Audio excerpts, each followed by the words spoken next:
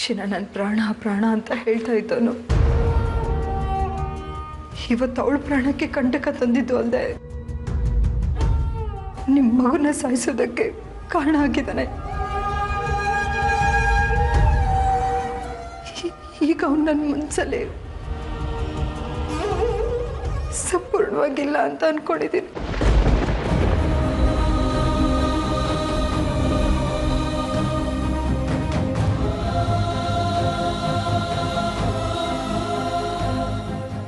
ನೀವು ನನ್ನ ಮಗ ಅಂತ ಅನ್ಕೊಂಡೆ ನಿಮ್ಗೊಂದು ಮಾತು ಹೇಳ್ತೀನಿ. ಈಗ ಈ ದ್ವೇಷ ಕೋಪ ತಾಪನೆಲ್ಲ ಬಿಟ್ಬಿಟ್ಟು ಸಾಕ್ಷಿ ಹುಷಾರಾಗೋದ್ರ ಕಡೆ ಗಮನ ಕೊಡಿ.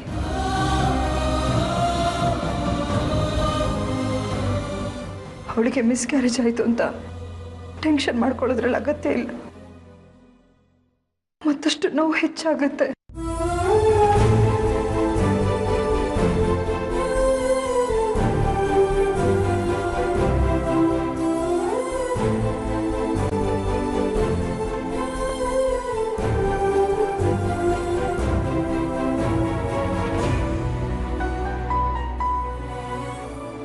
ಮಗು ಕೈ ತಪ್ಪು ಹೋಯ್ತು ಅಂತ ಮರುಕ ಪಡೋ ಅಗತ್ಯ ಇಲ್ಲ.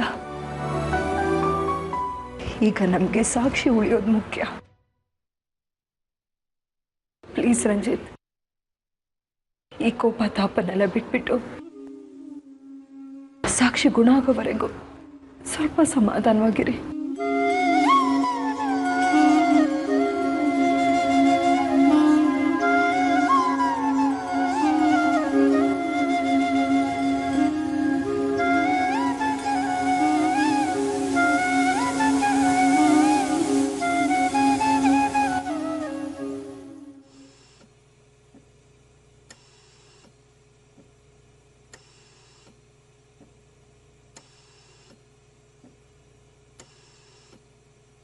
ಯಾಕೆ ಸಾಕ್ಷಿ ಹೀಗೆ ಮಾಡಿದೆ ನೀನು? ನಿನಗೆ ನಾನು, ನನಗೆ ನೀನು ಅಂತ ಎಷ್ಟು ಸಂತೋಷವಾಗಿದ್ವಿ ನಾವು. ಇನ್ಮುಂದೆ ನಮ್ಮ ಬದುಕು ಹೀಗೆ ಇರಬೇಕು ಅಂತ ಎಷ್ಟೆಲ್ಲ ಕನಸುಗಳನ್ನ ಕಟ್ಕೊಂಡಿದ್ವಿ. ನಾನು ನಿನ್ನ ಮದುವೆ ಆಗೋದಕ್ಕೂ ಮುಂಚೆ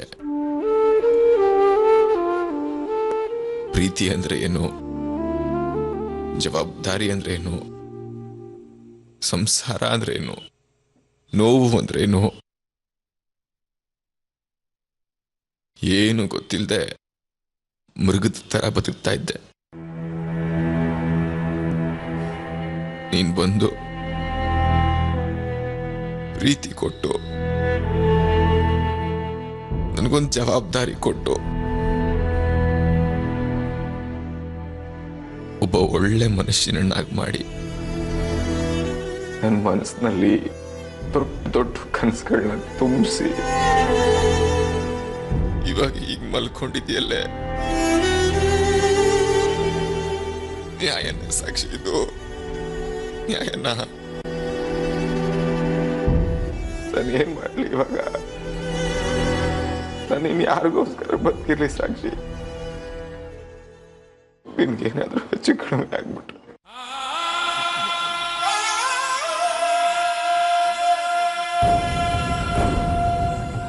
ಪ್ಲೀಸ್ ಸಾಕ್ಷಿ, ಒಂದೇ ಒಂದ್ಸಲ ಕಂಡ್ಬಿಟ್ಟು ನೋಡಮ್ಮ ಪ್ಲೀಸ್ ಸಾಕ್ಷಿ.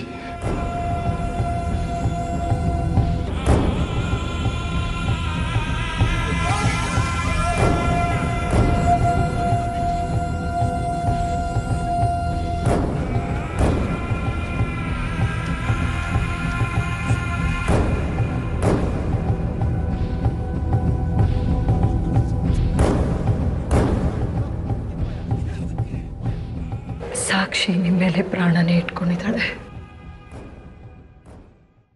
ಅವಳು ನಿಮ್ಮನ್ನ ಬಿಟ್ಟು ಎಲ್ಲಿ ಹೋಗಲ್ಲ ರಂಜಿತ್. ನೀವು ನನ್ನನ್ನ ತಾಯಿಯಾಗಿ ಅಂತ ಹೇಳ್ತಾ ಇದ್ರಿ. ತಾಯಿಯಾಗಿ ಒಂದು ಮಾತನ್ನು ಹೇಳ್ತೀನಿ, ಧೈರ್ಯ ತಂದ್ಕೊಳ್ಳಿ. ಮತ್ತೆ ಸಾಕ್ಷಿ ಸಂತೋಷವಾಗಿ ಖುಷಿ ಖುಷಿಯಾಗಿ ನಿಮ್ ಜೊತೆ ಸಂಸಾರ ಮಾಡ್ತಾಳೆ. ಸಾಕ್ಷಿ, ಮತ್ತೆ ಮೊದಲಿನ ಥರ ಆಗ್ತಾಳತ್ತೆ. ಮುದ್ದಾಗಿ ಮಾತಾಡ್ಕೊಂಡು ನಗ್ನಗ್ತಾ ಓಡಾಡ್ಕೊಂಡಿರ್ತಾಳ ಅವಳು. ಮತ್ತೆ ಯಾಕತ್ತೆ ಇನ್ನೂ ಹಾಗೆ ಮಲಗಿದಾಳ ಅವಳು? ಪ್ಲೀಸ್ ಅತ್ತೆ, ಒಂದ್ಸಲಿ ನನ್ನ ಹತ್ರ ಮಾತಾಡಕ್ ಹೇಳಿದ್ದೆ ಪ್ಲೀಸ್. ಎಷ್ಟೋ ವರ್ಷ ಆಗುತ್ತೆ ಅವಳ ಹತ್ರ ಮಾತಾಡಿ ತರಿಸಿದ್ರೆ ನನಗೆ. ಒಂದ್ಸಲಿ ಮಾತಾಡಕ್ ಹೇಳಿದ್ದೆ ಅವಳಿಗೆ ಪ್ಲೀಸ್.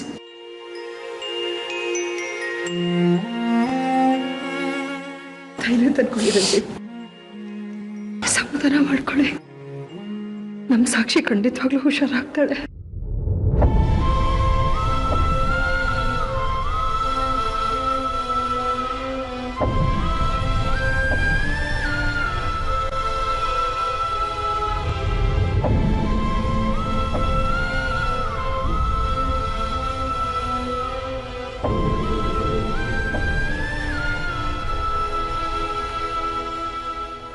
ದೇವ್ರೆ, ನನ್ನ ಮಗಳಿಗೆ ಯಾಕಿಂತ ಶಿಕ್ಷೆ ಕೊಡ್ತಿದ್ಯಾ? ಅವಳು ನಿನಗೇನು ಅನ್ಯಾಯ ಮಾಡಿದ್ಲು? ಪ್ರಾಣಕ್ಕಿಂತ ಹೆಚ್ಚಾಗಿ ಪ್ರೀತಿಸೋ ಗಂಡನ್ನ ಕೊಟ್ಟು ಈಗ ಅವಳನ್ನ ಕಿತ್ಕೋತಾ ಇದೆಯಾ? ಬೇಡಪ್ಪ, ಹಾಗೆ ಮಾಡಬೇಡ. ಅವರಿಬ್ರು ಚೆನ್ನಾಗಿ ಬದುಕೋದನ್ನ ನಾವು ನೋಡ್ಬೇಕು. ನನ್ನ ವಿನಮ್ರತೆಯಿಂದ ಬೇಡ್ಕೋತಾ ಇದ್ದೀನಿ, ಒಂದು ಆಸೆನ ಈಡೇರಿಸು. ಮಕ್ಕಳು ಹಾಳಾಗೋದನ್ನ ಹೆತ್ತವ್ರು ಯಾವತ್ತೂ ನೋಡ್ಬಾರ್ದು.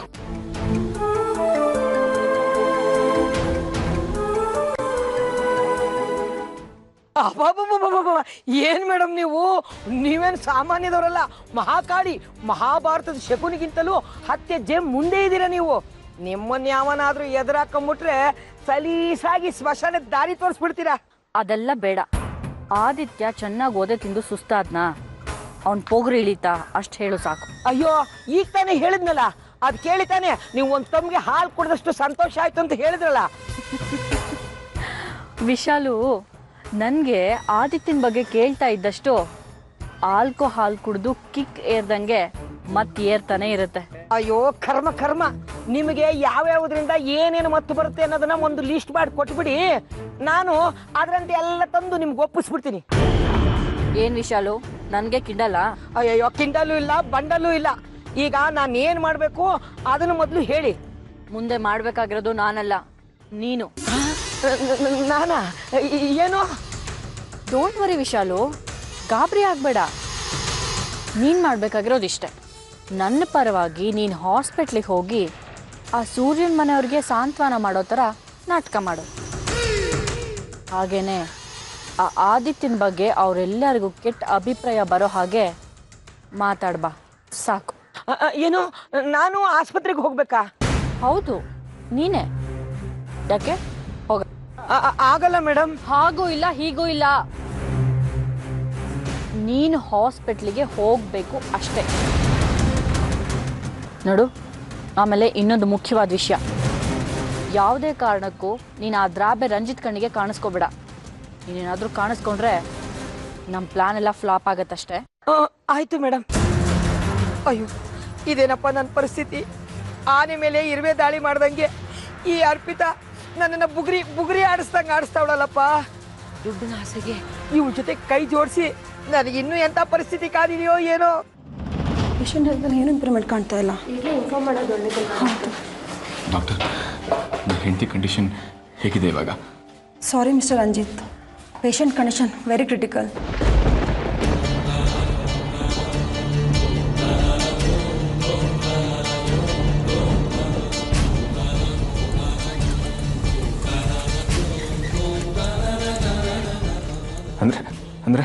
ಅಂದರೆ ಪೇಷಂಟ್ ಹೆಲ್ತಲ್ಲಿ ಯಾವುದೇ ರೀತಿ ಇಂಪ್ರೂವ್ಮೆಂಟ್ ಕಾಣ್ತಾ ಇಲ್ಲ.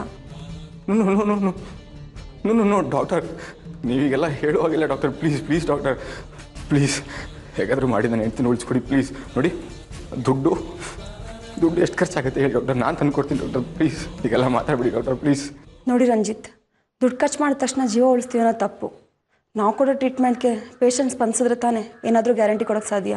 ರೀ ರೀ ಏನು ಡಾಕ್ಟ್ರ್ ರೀ ನೀವು ಏನು ಮಾತಾಡ್ತಿದ್ದೀರಾ ಹೇಳಿ ನೀವು? ಅಲ್ಲ ರೀ, ಪೇಷಂಟ್ ಬಗ್ಗೆ ಹೀಗೆ ಮಾತಾಡ್ತಿದ್ದೀರಲ್ಲ, ನಾಚಿಕೆ ಆಗಲ್ವೇನ್ರಿ ನಿಮಗೆ? ನೀವಿರೋದೇ ನಿಮ್ಮ ಕೆಲಸ ಏನು ಹೇಳಿ? ನಿಮ್ಮ ಕೆಲಸ ಏನು ಹೇಳಿ? ಪೇಷಂಟ್ ಜೀವ ಉಳಿಸೋದು ನಿಮ್ಮ ಕೆಲಸ ತಾನೇ? ನಾವೆಲ್ಲ ರೀತಿ ಪ್ರಯತ್ನ ಮಾಡ್ತಾ ಇದ್ದೀವಿ, ಬಟ್ ಪೇಷಂಟ್ ಆರೋಗ್ಯದಲ್ಲಿ ಯಾವುದೇ ರೀತಿ ಇಂಪ್ರೂವ್ಮೆಂಟ್ ಕಾಣ್ತಾ ಇಲ್ಲ.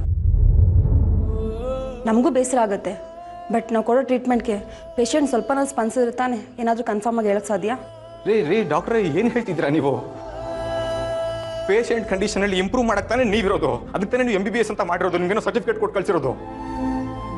ಅಲ್ಲ ರೀ, ಒಬ್ಬ ಪೇಷಂಟ್ ಜೀವ ಉಳ್ಸೋಕ್ಕಾಗಿಲ್ಲ ಅಂದಮೇಲೆ ನೀವು ಯಾವ ಸೀಮೆ ಡಾಕ್ಟ್ರೇ? ನೀವು ಕೆಲಸ ಬಿಟ್ಟು ಮನೆಗೆ ಹೋಗಿ. ನೋಡಿ ರಂಜಿತ್, ನೀವು ಈ ರೀತಿ ಕೋಪ ಮಾಡ್ಕೊಳ್ಳೋದ್ರೆ ಏನು ಪ್ರಯೋಜನ ಇಲ್ಲ. ಈಗ ಆವೇಶದಿಂದ ಕೂಗಾಡಿದ್ರೆ ಪೇಷಂಟ್ ಕಂಡೀಷನ್ ಸರಿ ಹೋಗುತ್ತಾ? ಖಂಡಿತ ಇಲ್ಲ. ನಾವು ಸಹ ನಮ್ಮ ಆಸ್ಪತ್ರೆಗೆ ಬರೋ ಪ್ರತಿಯೊಂದು ಪೇಷಂಟ್ ಜೀವ ಉಳಿಸ್ಬೇಕು ಅಂತ ಟ್ರೀಟ್ಮೆಂಟ್ ಕೊಡ್ತೀವಿ. ನೀವು ಈ ರೀತಿ ಎಲ್ಲ ಮಾತಾಡಬಾರ್ದು ರಂಜಿತ್, ನೀವು ಮಾಡ್ತಾರ ತಪ್ಪು. ಏನು ತಪ್ಪು ಹೇಳಿ? ಏನು ತಪ್ಪು ಹೇಳಿ? ನನ್ನ ಹೆಂಡ್ತಿನ ಹೇಗೆ ಉಳಿಸ್ಕೋಬೇಕು ಅನ್ಕೊಳ್ಳೋದು ತಪ್ಪೇನ್ರಿ? ಯಾರು ಈ ಹಾಸ್ಪಿಟಲಲ್ಲಿ ಚೆನ್ನಾಗಿ ಟ್ರೀಟ್ಮೆಂಟ್ ಕೊಡ್ತಾರೆ ಅಂತ ಇಲ್ಲಿಗೆ ಕರ್ಕೊಂಬಂದು ಸೇರಿಸಿ ನೀವು ಕೇಳಿದಷ್ಟು ಫೀಸು ಕಟ್ಟಿದ್ದೀನಿ. ಸಾಲಲ್ಲ ಅಂದರೆ ಹೇಳಿ ಇನ್ನೂ ತಂದು ಕೊಡ್ತೀನಿ, ಆದರೆ ನನ್ನ ಹೆಂಡತಿ ಹುಷಾರಾಗಬೇಕು ಅಷ್ಟೇ. ನೋಡಿ, ನನ್ನ ಹೆಂಡತಿಗೆ ಏನಾದ್ರು ಹೆಚ್ಚು ಕಡಿಮೆ ಆಗಬೇಕು. ನೀವು ಈ ನರ್ಸ್ಗಳು, ಈ ಡಾಕ್ಟ್ರು ಯಾರು ಬಿಡೋದು? ಯಾವ ಹಾಸ್ಪಿಟಲ್ ಬಿಡೋದ? ನಾನು ಹೇಳಿದ್ದೀನಿ. ರಂಜಿತ್ ಪ್ಲೀಸ್. ಅವ ನೋಡಿ ಹೇಗೆ ಮಾತಾಡ್ತಿದ್ದಾರೆ ನೋಡಿ ಅವರು ಸಾಕ್ಷಿ ಬಗ್ಗೆ. ನಾವು ನಮ್ಮ ಕೈಲಾದ ಪ್ರಯತ್ನ ಮಾಡ್ತಾ ಇದ್ದೀವಿ. ಅಲ್ಲಮ್ಮವ ರಂಜಿತ್, ನೀವು ಮಾಡ್ಕೊಳ್ಳಿ. ಮಾವ, ಸಾಕ್ಷಿ ಕಂಡೀಷನ್ ಕ್ರಿಟಿಕಲ್ ಅಂತ ಹೇಳ್ತಿದ್ದಾರೆ ಮಾವ ಇವರು. ಅದಕ್ಕೆ ಕರ್ಕೊಂಬಂದು ಸೇರಿಸಿದ್ರಿ ನಾವು ಅವ್ರನ್ನ. ಚೆನ್ನಾಗಿ ಟ್ರೀಟ್ಮೆಂಟ್ ಕೊಡ್ತಾರೆ ಅಂತ ಹೇಳಿದ್ರಲ್ವ ಅವರು. ಏನು ಮಾಡಲಿ ಮಾವ ನಾನು?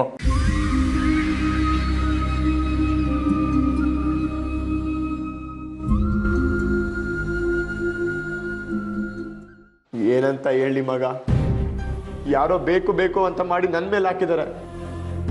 ನಾನು ತಪ್ಪು ಮಾಡಿಲ್ಲ ಅಂತ ಯಾರು ನಂಬ್ತಿಲ್ಲ ಮಗ, ನಮ್ಮ ಮನವರೇ ನಂಬ್ತಿಲ್ಲ. ನಾನು ತಪ್ಪು ಮಾಡಿಲ್ಲ ಅಂತ ನೀವುಗಳಾದ್ರೂ ನಂಬ್ತಿರತ್ತಾನೆ? ನನಗೆ ಗೊತ್ತು ಕಣೋ ನೀನು ತಪ್ಪು ಮಾಡಿಲ್ಲ ಅಂತ. ನಿನ್ನ ತಂಗಿನ ಎಷ್ಟೊಂದು ಪ್ರೀತಿ ಮಾಡ್ತೀಯ ಅಂತ ನಮಗೆ ಚೆನ್ನಾಗಿ ಗೊತ್ತು. ಅದಕ್ಕೆ ನಾನು ನಿಮ್ಮನ್ನು ನೋಡೋಕ್ಕೆ ಬಂದಿದ್ದು. ಥ್ಯಾಂಕ್ಸ್ ಮಗ, ನೀವಾದ್ರೂ ನನ್ನ ಮೇಲೆ ನಂಬಿಕೆ ಇಟ್ಟಿದ್ದೀರಾ. ನನ್ನ ಹೆತ್ತಮ್ಮ ಅವರೇ ನನ್ನ ಮೇಲೆ ನಂಬಿಕೆ ಇಟ್ಟಿಲ್ಲ. ಹಲೋ ಮಗ, ನನಗೊಂದು ಹೆಲ್ಪ್ ಮಾಡ್ತೀರಾ? ಇದಕ್ಕೆಲ್ಲ ಕಾರಣ ಅದು ಯಾರು ಅಂತ ನಾವು ಹುಡುಕ್ಬೇಕು. ಸಾಕ್ಷಿನ ಈ ಪರಿಸ್ಥಿತಿಗೆ ಯಾರು ತಂತ ನಾವು ಹುಡುಕ್ಲೇಬೇಕು. ನನಗೆ ಹೆಲ್ಪ್ ಮಾಡಿ ಮಗ. ನೀನು ಹೀಗೆಲ್ಲ ಕೇಳ್ಕೊಬೇಕೇನೋ? ನಾವು ಆಟೋ ಡ್ರೈವರ್ಸ್, ಒಬ್ಬರು ಕಷ್ಟಕ್ಕೆ ಒಬ್ರು ಆಗಬೇಕು ಅಂತ ನಮ್ಮ ಆಟೋ ರಾಜ ಶಂಕರಣ್ಣ ನೋಡಿ ಕಲ್ತ್ಕೊಂಡಿದ್ದೀವಿ ತಾನೆ. ಯೋಚನೆ ಮಾಡಬೇಡ ಕಣೋ. ಯಾರೇ ಅವ್ರನ್ನ ಒಳಗೆ ಬಿಟ್ಟಿದ್ದು? ನಾನು ಪರ್ಮಿಷನ್ ಇಲ್ಲದೆ ಆದಿತ್ಯನ ಮೀಟ್ ಆಗಬಾರ್ದು ಅಂತ ಹೇಳಿಲ್ವಾ? ಆಚೆ ಕಳಿಸಿ.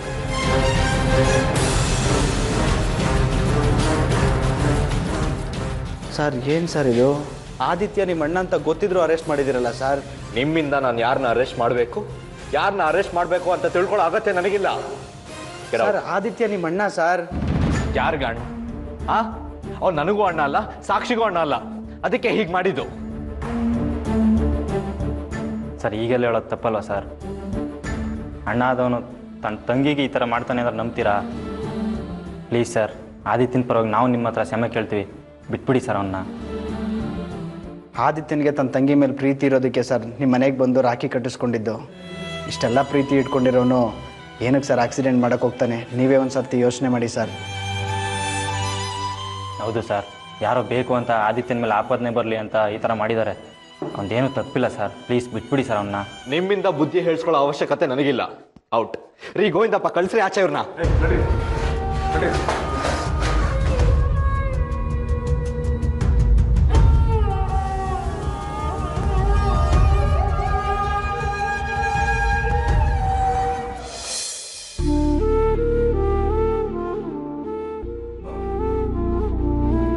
ಸಾಕ್ಷಿನ ಬೇರೆ ಹಾಸ್ಪಿಟಲ್ ಶಿಫ್ಟ್ ಮಾಡಬೇಕು ಅಂತ ಅಂದ್ಕೊಂಡಿದ್ದೀನಿ ನಾನು.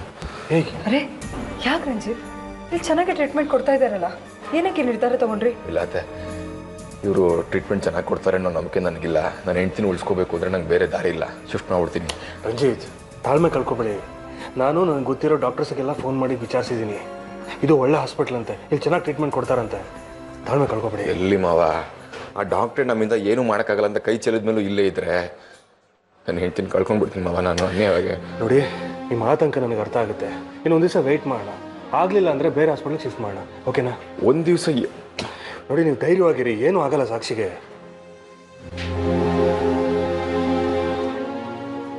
ಸರಿ ಮಾವ, ಅದೇನೋ ಫ್ಲೂಯಿಡ್ಸ್ ತರಬೇಕಂತೆ, ತಂದ್ಬಿಡ್ತೀನಿ. ಬೇರೆ ಏನು ಯೋಚನೆ ಮಾಡಲ್ಲ ತಾನೆ?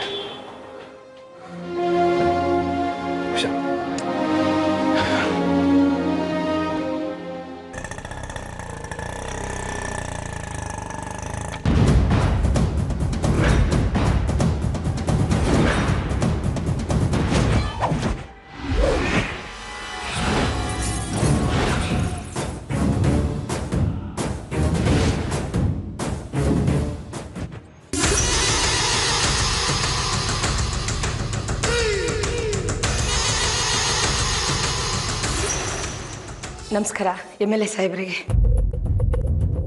ಯಾಕೆ ಸರ್ ಹಾಗೆ ನೋಡ್ತಾ ಇದ್ದೀರಾ? ಓಹ್, ನಾನು ಯಾರಂತ ನಿಮಗೆ ಗೊತ್ತಾಗಬೇಕು. ಈಗ ಆಕ್ಸಿಡೆಂಟ್ ಆಗಿದೆಯಲ್ಲ, ಆಟೋ ನಂದೇ. ನನ್ನ ಹೆಸರು ವಿಶಾಲಾಕ್ಷಿ ಅಂತ. ಆರ್ಯ ಅವತ್ತು ಆದಿತ್ಯನ ಹುಡ್ಕೊಂಡು ಬಂದಿದ್ರು. ಅವತ್ತೇ ಆಕ್ಸಿಡೆಂಟ್ ಆಗಿದ್ದಂತೆ. ನಿಮ್ಮ ಮಗಳು ಇಲ್ಲಿದ್ದಾಳೆ ಅಂತ ಗೊತ್ತಾಯಿತು, ನೋಡ್ಕೊಂಡು ಹೋಗೋಣ ಅಂತ ಬಂದೆ. ಆದರೂ ಆದಿತ್ಯ ಈ ರೀತಿ ಮಾಡ್ತಾನೆ ಅಂತ ನಾ ಮನಸ್ಸಲ್ಲೂ ತಿಳ್ಕೊಂಡಿರಲಿಲ್ಲ. ನೀವು ಇಲ್ಲಿ ಬಂದಿರೋದೇನಕ್ಕೆ? ನಿಮಗೆ ಈ ವಿಷಯ ಸಂಬಂಧ ಪಡ್ತಾ ಇರೋದು. ದಯವಿಟ್ಟು ನೀವು ಹೊರಡ್ಬೋದು. ಮೇಡಮ್, ನಿಮ್ಮ ಮನ್ಸಿಗೆ ನೋವಾಗಿದೆ ಅಂತ ನನಗೆ ಚೆನ್ನಾಗಿ ಗೊತ್ತು. ಆದರೂ ಆಟೋ ಓನರ್ ಆಗಿ ನಾನು ನಿಮ್ಗೆ 2 ಸಮಾಧಾನದ ಮಾತು ಹೇಳಿಲ್ಲ ಅಂದರೆ ನನ್ನ ಮನ್ಸಿಗೆ ತುಂಬ ನೋವಾಗುತ್ತೆ. ನೀವು ಏನು ಹೇಳಬೇಕು ಅಂತಿದ್ದೀರೋ ಅದನ್ನು ಹೇಳಿ ಇಲ್ಲಿಂದ ಹೊರಡಿ. ಏನಿಲ್ಲ ಸಾಹೇಬ್ರೆ, ಅವತ್ತು ಆದಿತ್ಯ ನಿಮ್ಮ ಮಗಳ ಮನೆಗೆ ಹೋಗಿ ಗಲಾಟೆ ಮಾಡಿದಾಗಲೇ ನಾನು ಅವನಿಗೆ ಬೈದು ಬುದ್ಧಿ ಹೇಳಿದ್ದೆ. ಆಯ್ತಕ್ಕ ಅಂತ ಮಾತು ಕೊಟ್ಟಿದ್ದ. ಈಗ ಛೇ ಹೇಗೆ ಮಾಡಿದೆ ನೋಡಿ. ಅವನಿಗೆ ಸ್ವಲ್ಪನೂ ಕರುಣೆನೇ ಇಲ್ಲ.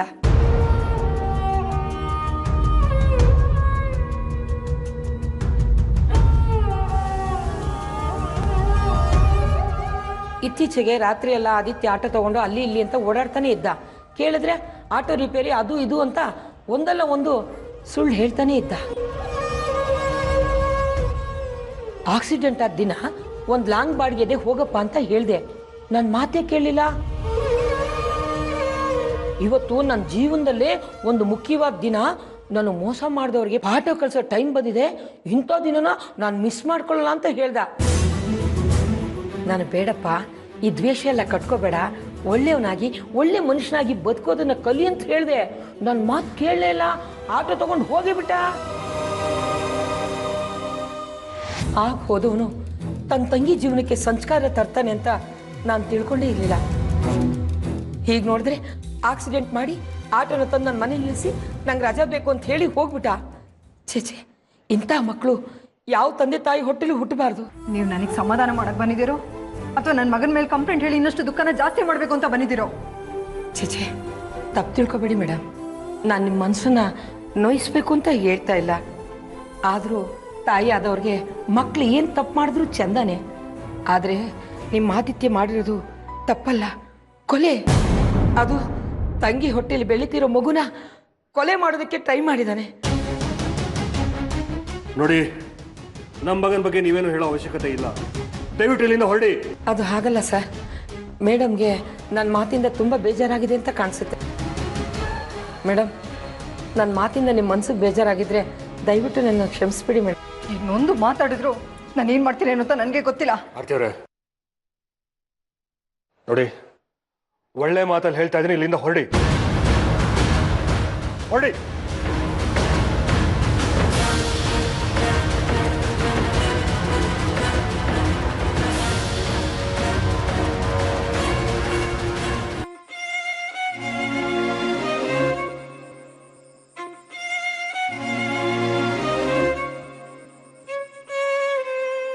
ನೋಡಿದ್ರ,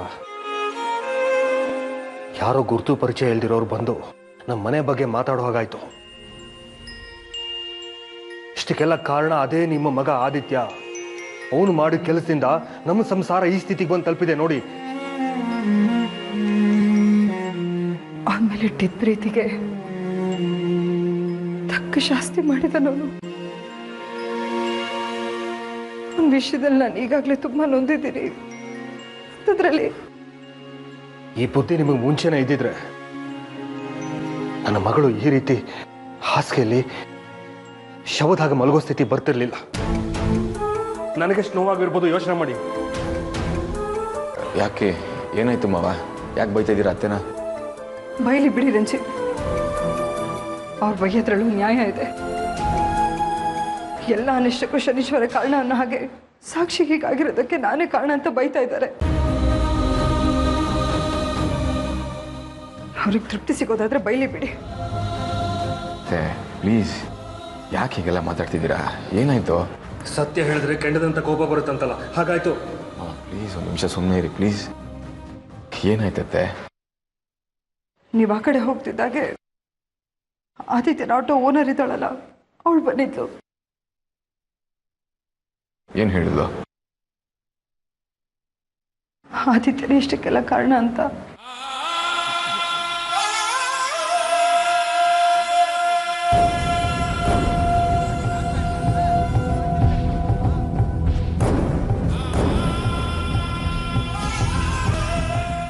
ರಂಜಿತ್, ನಿಂತ್ಕೊಳ್ಳಿ. ಎಲ್ಲಿಗೆ ಹೋಗ್ತಾ ಇದ್ದೀರಾ? ಬಂದೆ. ರಂಜಿತ್ ರಂಜಿತ್ ರಂಜಿತ್